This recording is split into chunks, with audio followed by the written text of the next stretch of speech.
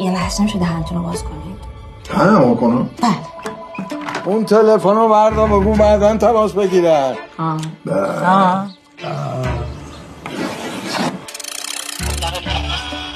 اینجوری میخوای ازم مراقبت کنی؟ یادم تو رو فراموش خودتو لوس نکن. اون شرف میدم که اینجا رو بکنم قطب صادرات گوسفند. چه گنده گوزی ها؟ الو چرا نمیخونی دیگه؟ دنبالش چی شد؟ دنباله دیگه، سو دنباله نداره. آدم باید یکی رو داشته باشه تو پیری و کوری بلد باشه یه آمپول چیزی برو چه حرفا؟ آمپول چیزی به من بزنه. اینو که زرونه. ببینم چندمین نارنج کاشتی؟ هفتمی. یعنی 7 سال گذشت. شاید وقتش رسید که لش بزنه کنار. آقا شمس